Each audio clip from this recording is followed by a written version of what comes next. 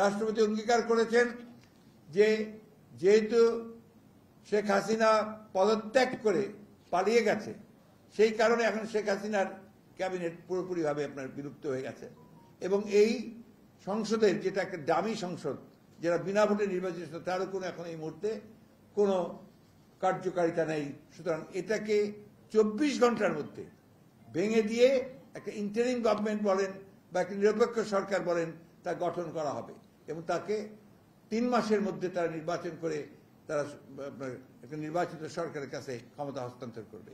এই জিনিসগুলো আমি আবারও জোরের সঙ্গে একটু আপনার দৃঢ়তার সঙ্গে বলতে চাই যে 24 ঘন্টার মধ্যেই এই কাজগুলো সমাধান করতে হবে।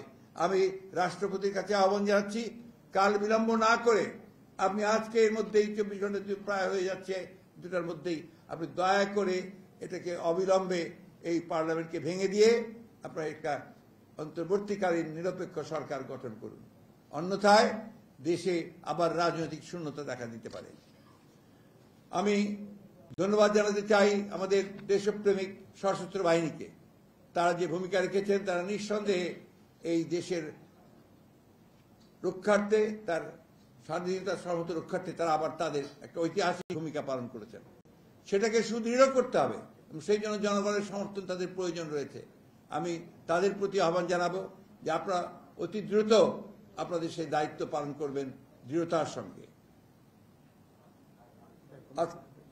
হ্যাঁ, এবং আপনাকে যেটা আমরা আগেও বলেছি, আবারও বলছি যে রাষ্ট্রপতি এবং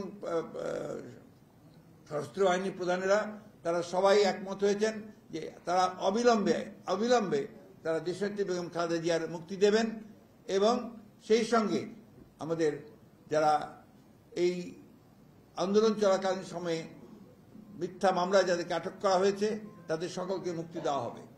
একই সঙ্গে অন্যান্য যে সমস্ত মিথ্যা মামলা দীর্ঘকাল ধরে আমাদের যে সমস্ত নেতাকর্মী রাজনৈতিকভাবে আপনার সাজা দিয়ে আটক করা হয়েছে, তাদেরকেও মুক্তি দেওয়ার সমস্ত প্রক্রিয়া তারা চূড়ান্ত করবেন, এগুলো তাদের কমিটমেন্ট। সুতরাং আমরা আশা করব এই বিষয়গুলোতে দ্রুততার সঙ্গে হবে। একই সঙ্গে আশা করব যে সমস্ত গণতান্ত্রিক শক্তি আজকে ঐক্যবদ্ধ হয়ে অর্জিত যে সাফল্য, সেই সাফল্যকে সুসংগত করবার জন্য তারা সবাই তাদের নিজ নিজ ভূমিকা রাখবেন।